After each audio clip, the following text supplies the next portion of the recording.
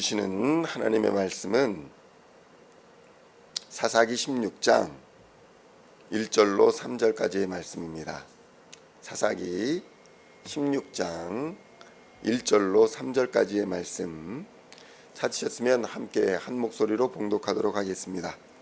삼손이 가사에 가서 거기서 한 기생을 보고 그에게로 들어갔더니 가사 사람들에게 삼손이 왔다고 알려지매 그들이 곧 그를 애워싸고 밤새도록 성문에 매복하고 밤새도록 조용히 하며 이르기를 새벽이 되거든 그를 죽이리라 하였더라. 삼손이 밤중까지 누워 있다가 그 밤중에 일어나 성 문짝들과 두 문장을 빼어가지고 어깨에 메고 헤브론 앞산 꼭대기로 가니라. 아멘. 할렐루야. 오늘은 사사기 16장 1절로 3절까지의 말씀을 본문으로 결과를 중시했던 삼손이라는 제목으로 은혜의 말씀을 함께 나누고자 합니다. 성도 여러분, 삼손의 시대를, 그 시대의 문화를, 그 시대의 상황을 잘 알지 못하는 상황에서 오늘날의 상황이나 오늘날의 문화, 오늘날의 도덕적 기준을 가지고 삼손을 비난하거나 삼손을 평가하기는 매우 어려운 일입니다. 오늘 삼손은 블레셋의 가장 으뜸가는 성읍을 방문하고 있습니다. 그곳에서 두 가지의 행위를 하게 되는데, 첫째는 기생과의 하룻밤이며 둘째는 성문짝과 문설주와 문빗장을 다 빼서 유다 땅에다가 가져다 놓는 행위. 사실 삼손은 아마도 두 번째 행위, 그러니까 블레셋 성읍의 성문짝과 문설주와 문빗장을 빼기 위해 아마 가사를 방문했던 것으로 보입니다. 그리고 그곳에서 하룻밤을 보내기 위해 기생과 있었다라고 볼 수 있을 것입니다. 반면에 어떤 학자들은 블레셋이 향락과 유흥의 도시였기 때문에 삼손이 나실인의 책무를 버리고 향락과 유흥을 위해 거기 방문했다가 음모에 빠지게 되자 성문을 빼들고 왔다, 이렇게 해석하기도 합니다. 그런데 당시 성문화 속에서 결혼한 남성이 기생과 성적인 관계를 갖는 것이 비난받을 만한 상황이 아니었다라는 것을 우리는 깨달을 필요가 있습니다. 당시 결혼한 남자가 저지르는 간음은 다른 남자의 부인과 성적인 관계를 가졌을 때로 국한되어 있었기 때문입니다. 그리고 사실 블레셋은 5개의 주요 성읍의 지도자가 집단 지도체제를 구축하여 나라를 이끌고 있었던 것으로 보이는 상태였습니다. 당시 블레셋에 관하여서는 왕의 이름이 등장하지 않기 때문에 그렇습니다. 그러니까 5개의 주요 성읍의 방백들이 연합체제로 블레셋을 다스리고 있었다. 이런 상황에서 삼손은 이스라엘의 지도자인 사사로서 활동을 하면서도 블레셋의 심장부라 할 수 있는, 그러니까 그 5개의 도시 중에 가장 큰 성읍인 가사에 단신으로 갔다라는 것은 대단한 용기이며 아마도 목적이 있는 행위였다라고 볼 수 있는 것입니다. 물론 그가 오늘날의 시각으로 기생의 집에 들어갔다라는 것이 잘했다라고 말하는 것이 아니라 삼손의 일처리 방식이 결과 중심의 사람이었기 때문에 과정은 그렇게 중요하게 여기지 않는 사람이었다라는 것을 오늘의 가사 사건에서 깨닫게 되는 것입니다. 그는 그가 가진 엄청난 힘으로 블레셋의 심장부에 단신으로 침투합니다. 그리고 성문의 문설주와 빗장을 빼서 가져왔다. 이 사실은 블레셋으로 하여금 엄청난 충격과 공포에 사로잡히게 만드는 사건이었던 것입니다. 하나님이 살아계시구나, 이스라엘을 함부로 할 수 없겠구나 라는 그런 인식을 갖게 하는 엄청난 사건이었다는 것입니다. 물론 블레셋도 이 사건을 경험하며 놀고만 있었던 것은 아닙니다. 그들도 삼손이 가사에 들어왔다라는 사실을, 그 말을 듣고는 그를 잡으려고 매복을 하고 있었기 때문입니다. 그들은 나름 좋은 작전을 세웠습니다. 밤을 새우며 조용히 때를 기다리고 있었습니다. 사람이 가장 무방비가 되는 새벽 시간이라고 합니다. 그러니까 그 새벽 시간이 되었을 때에 삼손을 급습해서 죽이겠다라는 그럴듯한 계획을 세웠다는 것입니다. 그런데 성경을 보니까 삼손이 한밤중에 일어나서 성문짝을 아예 부셔가지고 어깨에 메고 헤브론으로 돌아갔다. 블레셋 사람에게 엄청난 충격이 아닐 수가 없습니다.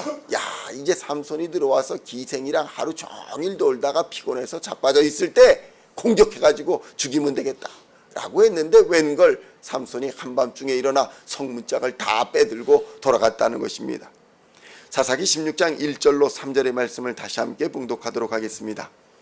삼손이 가사에 가서 거기서 한 기생을 보고 그에게로 들어갔더니 가사 사람들에게 삼손이 왔다고 알려지매 그들이 곧 그를 에워싸고 밤새도록 성문에 매복하고 밤새도록 조용히 하며 이르기를 새벽이 되거든 그를 죽이리라 하였더라. 삼손이 밤중까지 누워있다가 그 밤중에 일어나 성문짝들과 두 문설주와 문빗장을 빼어가지고 그것을 모두 어깨에 메고 헤브론 앞산 꼭대기로 가니라. 아멘. 성도 여러분, 어떻게 말씀하고 있습니까? 삼손이 밤중까지 누워있다가 라는 이 말은 그가 단순히 향락을 즐기러 가사에 들어간 것이 아니라 애초부터 블레셋 심장부에 들어가 하나님의 살아계심과 능력을 선포하겠다라는 그런 의도가 있었던 행위라는 것을 보여준 말씀인 것입니다. 성도 여러분, 당시 가사 성읍은 당시 블레셋 사람들에게는 최고의 견고한 성읍이며 블레셋의 상징과도 같은 도시였습니다. 그런 성읍의 문설주, 문짝, 빗장, 이 크기가 얼마나 대단했겠습니까? 얼마나 무거웠겠습니까? 그런데 그러한 블레셋의 견고함을 비웃듯이 삼손은 그것들을 부셔가지고 어깨에 메고 62km나 떨어진 먼 곳 헤브론으로 그것을 메고 유유히 돌아갔다는 것입니다. 성도 여러분, 오늘날 사람들이 보통 걸음으로 조금 빠른 걸음으로 걸을 수 있는 1시간에 걸을 수 있는 거리가 4.5km입니다. 그러니까 당시 사람이 아무리 열심히 빠르게 걷는다고 해도 한 6km 정도 걸었다고 보면 10시간 이상을 쉬지도 않고 걸어야 62km를 갈 수 있는데 이 가사에서 헤브론까지의 거리가 10시간 이상 부지런히 걸어야 하는 거리라는 것입니다. 그런데 그 거리를 성문짝, 빗장, 문설주 이런 것들을 다 붙여가지고 어깨에 메고 갔다. 이것은 블레셋 사람들의 입장에서는 엄청나게 큰 충격이 아닐 수가 없었던 것입니다. 삼손 한 사람에 의해서 블레셋이 패배했다라는 상징과도 같은 굴욕적인 사건이었다는 것입니다. 그런데 성도 여러분, 삼손의 행위를 보십시오. 삼손은 아마도 목적을 달성하기 위해서는 수단과 방법을 가리지 않았던 사람으로 보입니다. 내가 하나님의 영광을 이렇게 드러내리라 라고 목적을 세우면 방법은 별로 중요하지 않았던 사람인 것으로 보입니다. 왜 그랬을까요? 그가 이미 하나님의 능력으로 말미암아 육체에 엄청난 힘을 가지고 있었기 때문이기도 한 것입니다. 천재들, 유능한 사람들, 능력 있는 사람들은 도구를 탓하지 않는다라는 말이 있습니다. 천재들이 도구를 가려서 이것저것 하는 것이 아니지 않습니까? 우리가 바이올린 연주자들 이런 것들을 보면 그 사람들이 꼭 손으로만 연주하지 않더라고요. 다른 사람에게 손에다가 활을 얹어주고 자기가 한쪽으로 바이올린을 하면서 연주를 하는 걸 보면 야, 사람이 이렇게까지 할 수 있는가 감동하는 경우가 있지 않습니까? 그러니까 삼손은 목적을 달성하기 위해서 육체의 힘이 너무나도 강했기 때문에 수단과 방법은 별로 중요하지 않았던 것입니다. 그는 자신이 잘못된 사람처럼 세상에 보일지라도, 세상의 비난을 받을지라도 이스라엘을 구하기 위해서라면 어떤 것이든지 불사하는 사람이었다. 이렇게 볼 수 있었던 것입니다. 그러니까 그의 이 행위는 도덕적인 비난을 받을지언정 반드시 내가 하나님이 살아계신다는 이 진리를 선포하겠다, 이 결과물을 내는 사람이었다는 것입니다. 그러니까 기생집을 갈지언정 하나님이 살아계신다는 이 사실을 성문짝을 때려부시고 이스라엘에게 블레셋의 충격과 공포를 알려줌으로 하나님의 살아계심을 선포하는 놀라운 사명을 감당하는 이였다라는 것을 보여주는 것입니다. 성도 여러분, 이는 참 특이한 영성이긴 하지만 오늘날 죽어버린 영성과 대조되는 영성입니다. 많은 사람들이 말은 그럴듯하게 하고 이론은 잘 알고 있고 과정을 이렇게 해야 된다, 명분을 이렇게 해야 된다, 저렇게 해야 된다, 모든 면에서 올바른 행위를 하는 것처럼 보이지만 아무 결과를 내지 못하는 사람들이 얼마나 많이 있습니까? 하나님이 살아계신다는 것을 증거하지 못하는 사람, 죽어버린 신앙으로 살고 있는 사람들, 이스라엘 백성에게 아무런 구원의 손길도 베푸지 못하던 사람들, 그런 사람들과 삼손은 대척점에 서 있었다는 것입니다. 물론 오늘 말씀을 통해서 과정을 무시해라 라는 말씀은 아닙니다. 그러나 과정 때문에 우물쭈물하며 아무것도 하지 못하는 영성이 과연 그리스도인의 영성으로 합당한 것인가? 오늘 우리로 돌아보게 하는 것입니다. 사명을 받고 기도했다면 반드시 행동으로 옮겨야 한다는 것입니다. 실천해야 한다는 것입니다. 인내와 기다림, 참고 견딤은 하나님의 응답에 따른 결과인 것이지 막연하게 그냥 기다리는 것은 그리스도인의 바른 영성 태도가 아니라는 것을 삼손을 통해서 우리는 깨닫게 되는 것입니다. 물론 삼손과 같이 지나친 결과주의적 성향이 결국에는 자기가 사로잡히게 되고 모든 힘을 잃게 되는 원인이 되기도 하지만 그의 하나님을 향한 순수한 열정과 뜨거운 마음은 결국 그의 마지막을 위대한 승리로 마감할 수 있게 하는 원동력이 되었다는 것입니다. 성도 여러분, 하나님은 선하시고 하나님은 공의로우십니다.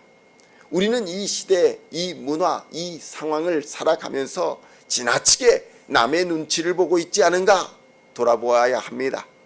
하나님의 일을 감당할 때는 힘을 다하여 전심전력을 다해야 하는 것입니다. 교회 생활하면서 신앙 생활하면서 대충 우물쭈물하며 결과 없는 영성을 가지고 신앙 생활하는 것은 무기력한 영성이며 그 영성으로는 아무것도 이룰 수가 없고 하나님의 쓰임도 받지 못한다는 사실을 우리는 오늘 삼손의 이야기를 통해 깨달아야 하는 것입니다.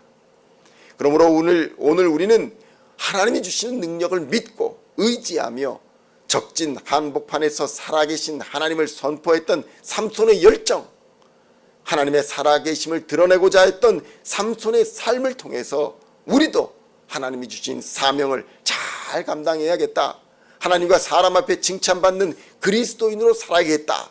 이렇게 결단하며 오늘도 믿음의 선한 싸움 싸워 승리하는 우리 시온의 모든 성도님들 다 되시기를 우리 주 예수님의 이름으로 간절히 축원드립니다. 기도하시겠습니다. 하나님 아버지 감사합니다. 하나님께서 우리에게 주신 사명이 크고 하나님께서 우리에게 주신 능력이 큰데 우리가 이 시대를 살아가며 눈치를 보며 하나님께서 우리에게 맡기신 사명 감당하기는 외면하고 있지는 않은가 돌아보게 하시니 감사합니다. 하나님의 일을 감당할 때는 힘을 다하고 마음을 다하고 뜻을 다하여 전심전력을 다할 수 있도록 주님 역사하여 주시옵소서. 결과를 내는 영성으로 하나님 주시는 능력으로 오늘도 믿음의 선한 싸움 싸워 승리하며 하나님의 쓰임받는 우리 시온의 모든 성도들 다 되게 하여 주시옵소서. 살아계신 하나님을 선포하며 하나님의 구원의 예수 그리스도의 십자가를 선포하며 잃어버린 자를 찾아 구원하는 하나님을 사랑하는 예배자로 이웃을 사랑하는 전도자로 그렇게 오늘도 하나님께 귀한 쓰임받으며 살아가는 우리 시온의 모든 성도들 다 되게 하실 줄로 믿으며 우리를 구원하시는 우리 주 예수 그리스도의 이름으로 간절히 기도하옵나이다. 아멘.